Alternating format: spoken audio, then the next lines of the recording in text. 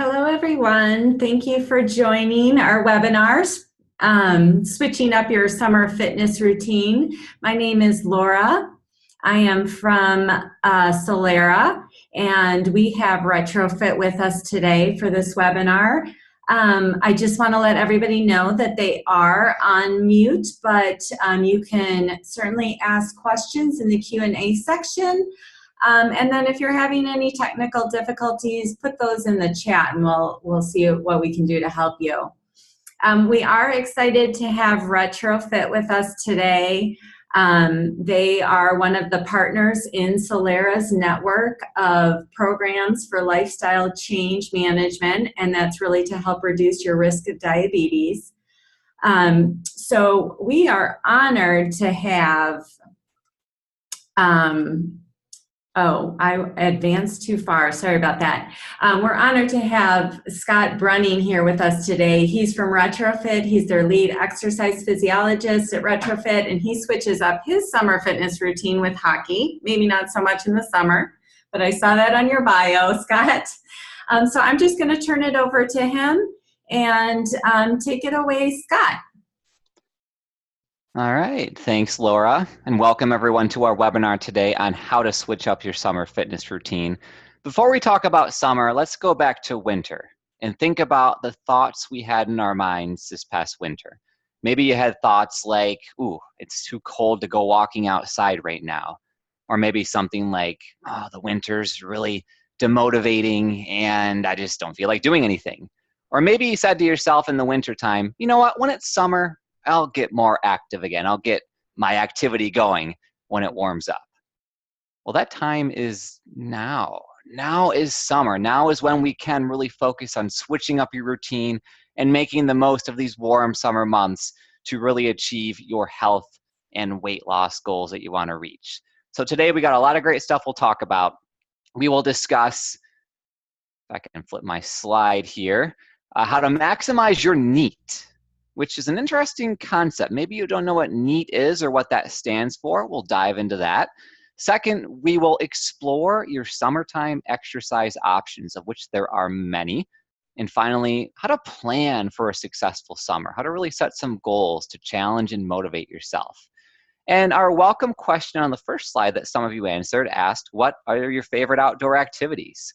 A lot of great examples people typed in. A lot of people said walking, hiking, playing with kids. I saw bike riding, I saw swimming, stand-up paddleboarding. Someone said goat yoga too. I've heard about that, but didn't know that many people actually did it, but it's an outdoor activity, so it counts. I want to get you all thinking about the wintertime. I was mentioning earlier, maybe in the winter you thought some thoughts for yourself, you know, about what happened and what you thought about the summertime. This past winter, did you say to yourself that you would be more active once the weather improved? Got a little poll on the screen for you. Answer that question. You can say A, nope. B, yes, I did say those things, but I haven't increased my activity levels yet. Or C, yeah, I did say those things and I have already increased my activity levels. Find that poll on your screen, select an answer, and let's see where you all fall. Were you one of those people that said this past winter, I don't want to get outside and get active, it's cold, I'll do it more when it's warm? And have you? Let me know. I'll give you 5 more seconds here to get your answers in for this poll. And then we'll take a look at the results and see what everyone said.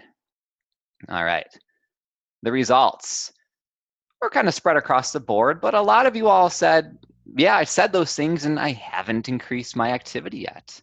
So this is an area of opportunity. Some of you have increased your activity, but we'll make sure it goes through the whole summer. You know, we don't want it to stop now. We want to make sure that you keep active through June, July, August, and September. Lots of summer to go. So it's good you've already done some of the work. We'll ensure that we keep it going long term. All right, let's get into this a little bit more here. I like the picture on this next slide because it really tells the tale of summer versus winter. Wintertime can be miserable.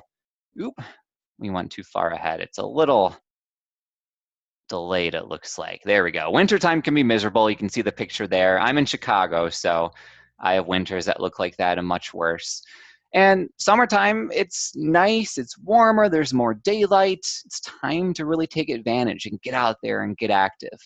We can't ski now, we can't play hockey now, but we can do so many types of activity.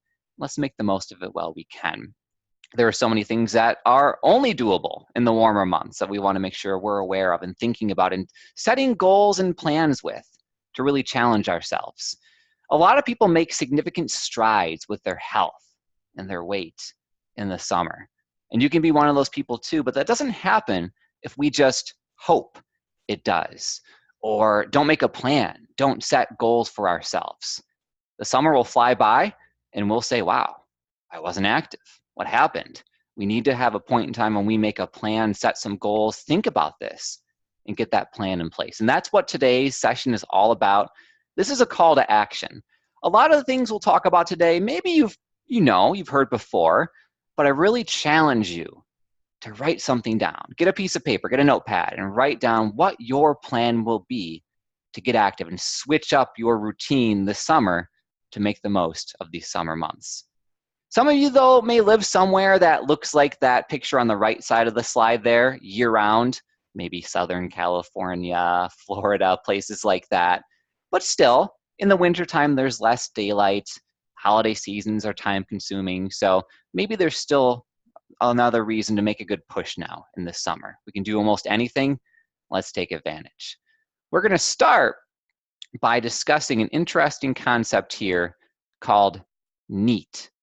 How to maximize our NEAT. Well, what is NEAT? How do we maximize it if we don't know what it is? Let's talk about what it is. NEAT is an acronym that stands for Non-Exercise Activity Thermogenesis. Kind of a big fancy term. It basically means or describes all the activity you do in a day except your workout. Notice it says non-exercise. So let's say that today you're doing a 30-minute walk or going to the gym to lift weights or taking a Zumba class. We don't think about that. How much are you moving the rest of the day, the other 16 hours of the waking day? Well, this NEAT concept tells us that if we're moving more throughout the rest of the day, we're going to really benefit our health. There's a lot that can come from that. We can rev up our metabolism, we can burn more calories, we can reduce some of that stiffness and tightness that comes from being inactive for long periods. NEAT is very well researched. So how do we do this? Well, it's really simple. We take the stairs, we park far away, we walk to lunch, we walk to the printer. Every little movement you do, whether it's 30 seconds, 60 seconds, 2 minutes, 4 minutes, it all counts. And that's what this NEAT concept is all about. Can we maximize our little bits of movement throughout the day to benefit our health? In the summertime, we can. NEAT is crucial for health, for weight, for really everything when it comes to our health. And in the summertime, this is the time to do this. We can really maximize the ways we can accomplish our movement throughout the day. Let's give you a lot of examples to think about. You can park your car at the back of the parking lot and walk a further distance since the weather's nice. You can get off the train or bus one stop earlier and walk a little extra. You can take a walk at lunch every day. Even if it's just for 4 minutes, 2 minutes, it's still worthwhile. You can walk around, pace during phone calls. We don't have to take a phone call sitting on the floor, sitting in a chair. We can be moving the whole time. You can start your morning with a nice walk outside with your cup of coffee. Maybe you can walk to lunch or walk to dinner. Maybe you can take walking breaks with coworkers, have walking meetings with coworkers versus sitting in a conference room for an hour and talking. Maybe even bike to work if you live close enough. Now is the time we can do so many of those things. And again, this session is a call to action. So I want to ask you all another question here. We'll get you thinking about this. Which forms of NEAT will you try to put into practice this summer? You can select one or more of these choices. You can say A, parking further away. B, taking walking breaks outside during the workday. C, getting off the bus or train one stop early if I'm someone who takes public transportation. D, I'll walk to or from lunch or dinner. Or E, I'll start to take a morning walk after waking. That's refreshing, get my metabolism rubbed up first thing. That sounds like a good idea for me. Or select more than one of those if you want to. You can. These are all options of how to maximize NEAT in the summer. And there's many, many more. This is not everything, obviously. There are many ways we can move beyond these options, but really think about this. What can you set as a goal for yourself this summer? Hopefully this question gets you started thinking about that. Okay, let's close this question out and take a look at the results. A lot of people said walking. Walking is great, it's doable anywhere, and is a perfect example of taking walking breaks during the day.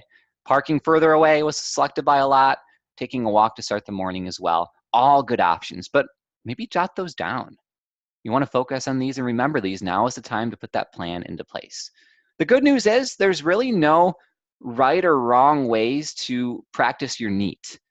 Any movement counts. So however you get up and move, it all counts. There's no wrong way to do it.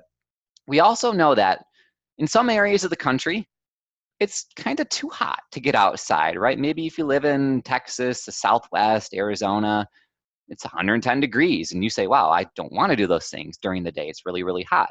Well, maybe you try to bookend your day when it's cooler in the morning and evening with some of this NEAT, avoid the worst of the heat. And you know what?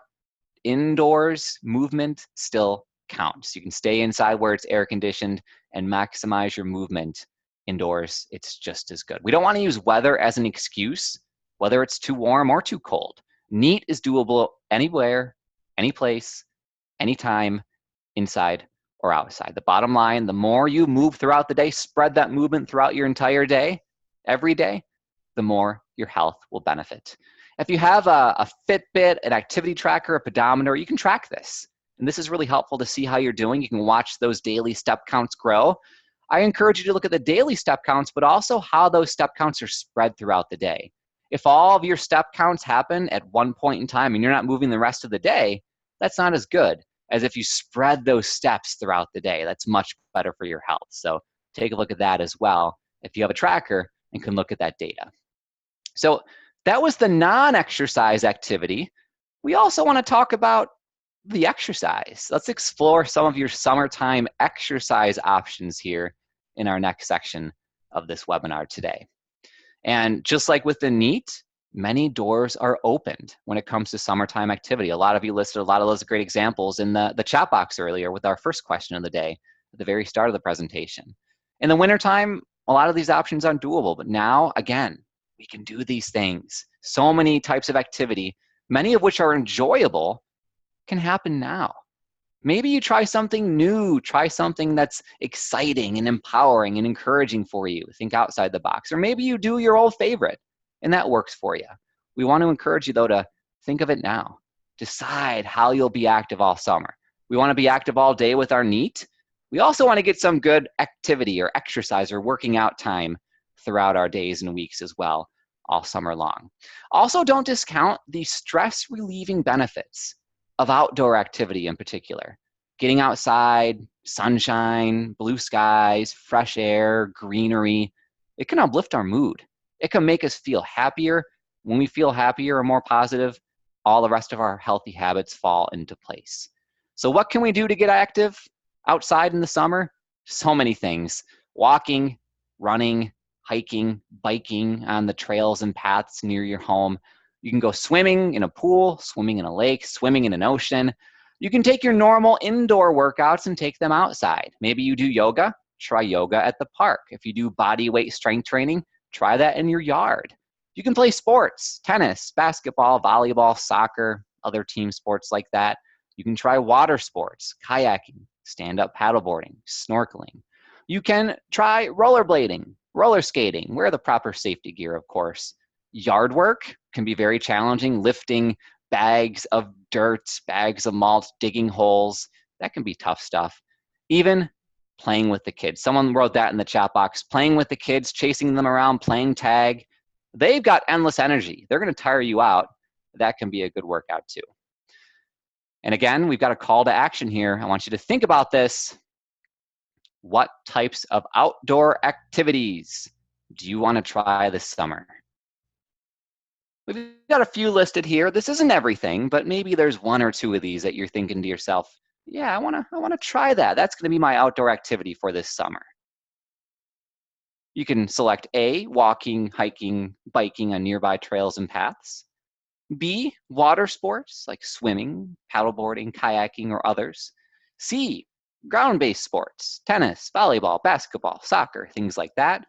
D, take your normal workout outside, yoga in the yard, strength training at the park, or the final choice, rollerblading or roller skating. What do you think? What do you want to try? What do you want to make a commitment to yourself for? Self-accountability is a big part of healthy habits. Let's take a look at what we got. Looks like walking and hiking and biking is the most common. Over half of you all said water sports, which is interesting. You must all live near a pool or an ocean or a lake. And a good amount of people said the outdoor workouts, which I think is a lot of fun.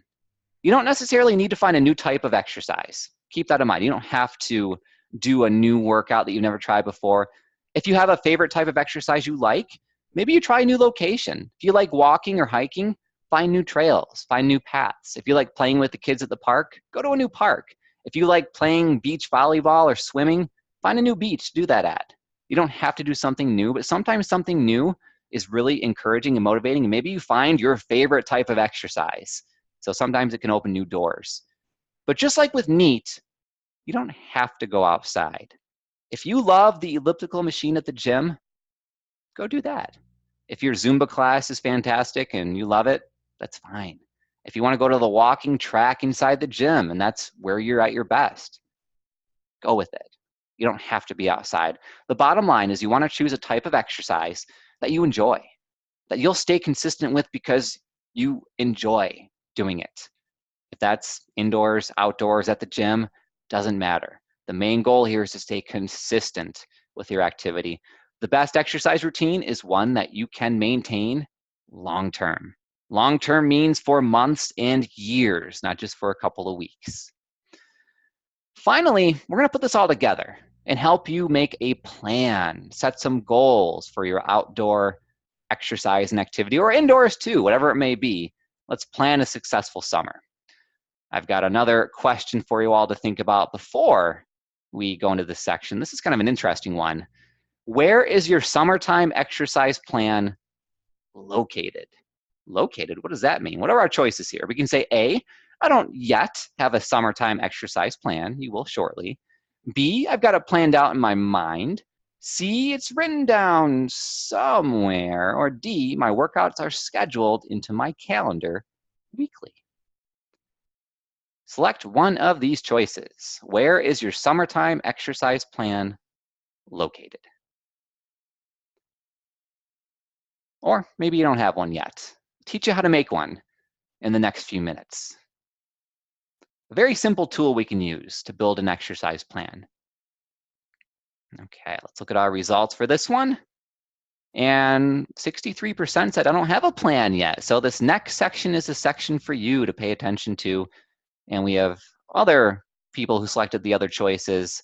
We encourage getting it scheduled into your calendar weekly. If you're that person that lives by your calendar or your planner and there's exercise in there, it's much, much more likely to happen versus just saying, oh yeah, it's on my mind, I'll do it. We forget, it gets pushed back. When it's existing in your real life, like in your calendar, it's much more likely to happen.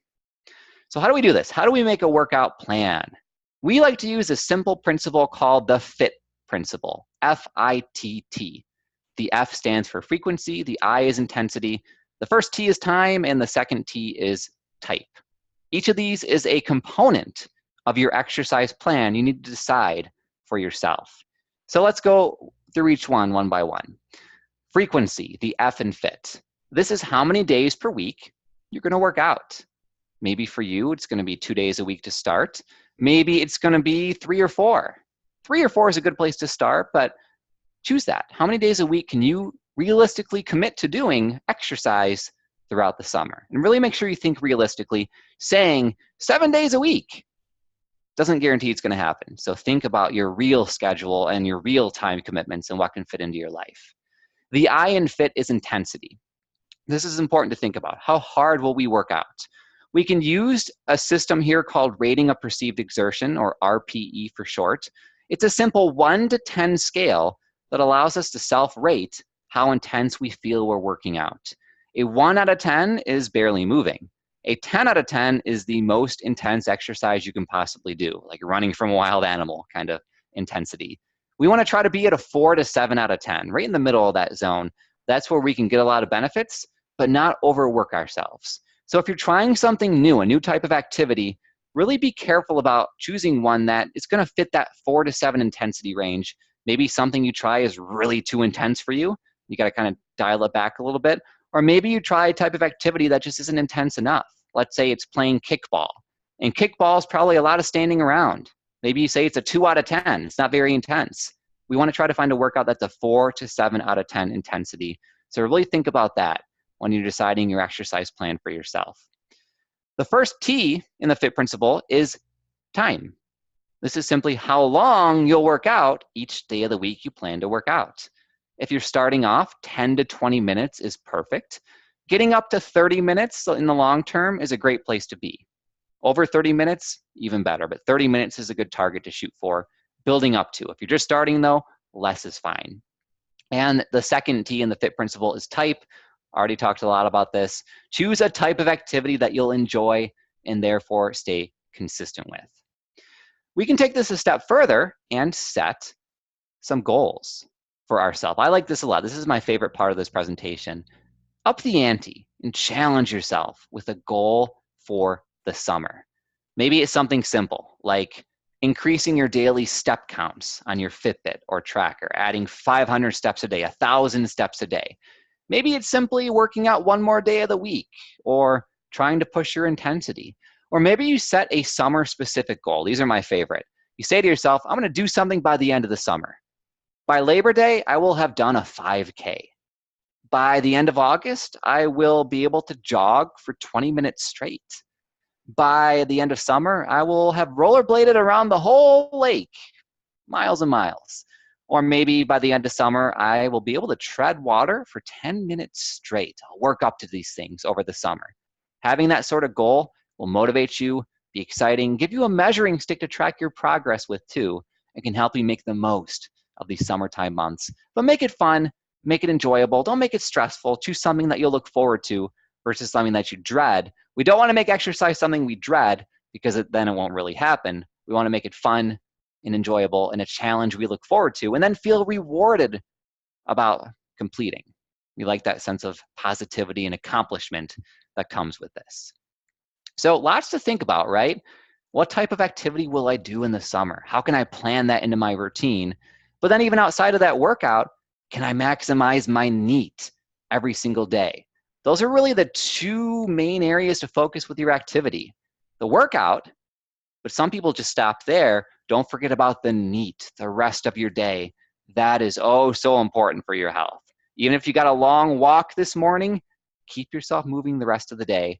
Those two things in tandem can really maximize your health in the long term. So again, this is the call to action today.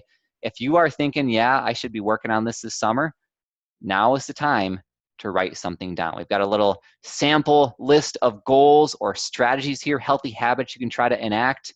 Maybe you'll decide to maximize your NEAT this summer by adding extra steps to your commute, whether that's parking further away or getting off the bus to stop early. Make that commute more active. Or maybe you'll try 2 new forms of outdoor exercise this summer and try 2 things that sound exciting and fun to you. Or maybe it's that summer goal. I will push myself this summer with the goal of blank by Labor Day weekend, whatever that goal may be for you. Make it challenging, but still doable. It's easy to say, I will have run 200 miles straight by the end of summer. Of course, that's not going to happen. So think realistic, but still challenging for yourself. Challenging, but doable is the way to go. And again, write those down now, make that commitment. You can have a very active summer for yourself. And that's my part of this presentation today. So I'm going to pass it back to Laura now to finish things out for us.